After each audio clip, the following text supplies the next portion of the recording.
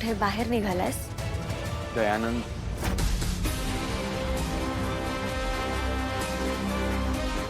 त्या माणसाला भेटायला चाललोय. कुठे घरी जाणार आहेस? बाहेर. केदार, मला माहिती आहे ह्या सगळ्याशी माझा काहीच संबंध नाहीये. तुझ्यातला आणि तुझ्या वडिलांमधला हा प्रश्न.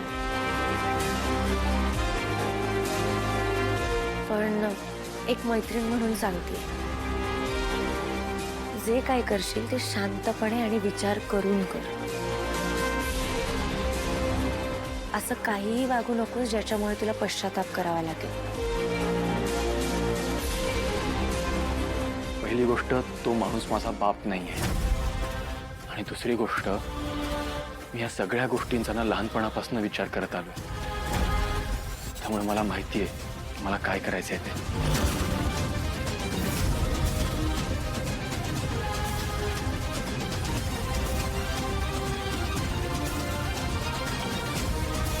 येतो मी. सावकाश.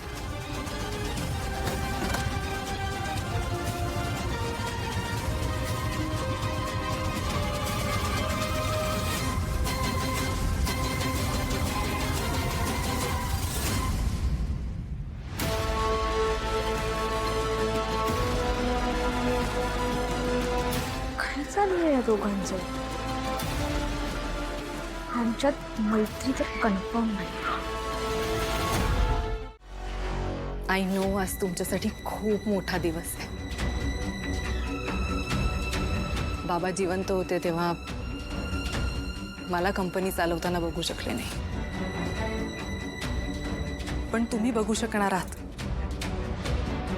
तुमच्या मुलाला कंपनी चालवताना तुम्ही बघू शकणार आहात दया काका. I know how happy you are. मलाच इतका आनंद होतोय, आय एम शुअर तुम्हाला किती होत असेल. हो, म्हणजे काय, आपल्या युवराजला त्याचा हक्क मिळतोय, आनंद तर होणारच ना. नाही, पण मी काय म्हणतो तो, मी तेवढ्यात जरा. काका आज सिग्नेचर होऊ दे ना प्लीज प्लीज. अहो आज इतका छान दिवस आहे आणि लीगल टीम काही वेळात घरीच येणार आहे ना. उद्या पुन्हा वीकेंड आहे दया काका. हे काम उद्या पुण्यावर गेलं ना 2-3 दिवस रखडेल आणि मला हे काम लवकरात लवकर करायचं because I am very excited. म्हणून मी घाई करतेय.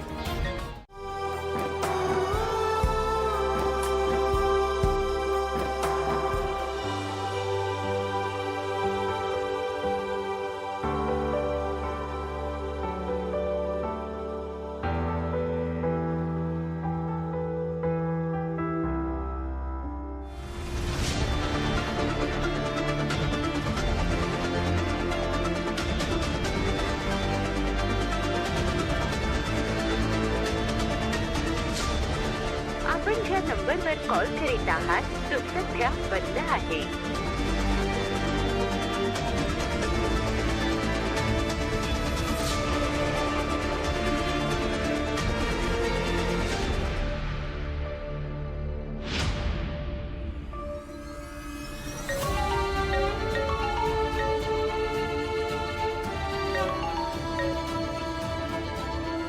हा बोल. केदार, आले का दयानंद काका? झाली तुमची भेट? नाही अजून, त्यांना उशीर होणार आहे. अच्छा, बरं, पण तू ओके आहेस ना? केदार, हे बघ, ते आल्यावर त्यांच्यावर चिडचिड करू नकोस. शांतपणे बोल त्यांच्याशी. बाकी कोणासाठी नाही, ॲटलिस्ट माझ्यासाठी तरी हे करशील ना? आणि हां, काहीही लागलं तरी मला लगेच फोन कर, ठीक आहे? ठीक आहे, मी कळवतो तुला. बाय. छान दिसते ग, कसली गोड दिसते निशू. दृष्ट नको लागायला बाई कुणाची. थँक्यू मम्मा आणि आतू. मस्त मस्त, एकदम छान दिसते. ए मम्मा, आज हळदी कुंकू समारंभ आहे आणि तुला माहितीये मला या सगळ्यातलं काही कळत नाही. मला खूप टेन्शन आलंय, थोडी नर्वस पण आहे मी. अगं बाळा, कशाला काळजी करतेस तू? मोठी माणसं आहेत की नाही सगळी घरात. सासूबाई आहेत, कौशिकीताई आहे, त्या घेतील सांभाळून तुला. काय ग काव्या, तू पण शिकून घे सगळं. आता घोडा मैदान दूर नाहीये. घोडा मैदान? अगं तिकडे कशाला जायचंय? हे आई, खांडेकरांच्या घरचं हळदी कुंकू करायला इतकं मोठं मैदान घ्यायचंय? इतक्या बायका असणार आहेत तिकडे? काव्या, साध्या म्हणींचा अर्थ कळत नाही तुम्हा मुलींना? लग्न लावायची वेळ आलीये असं म्हणायचंय मला. अच्छा गोड गोड दिसतीये. हे बघ युवी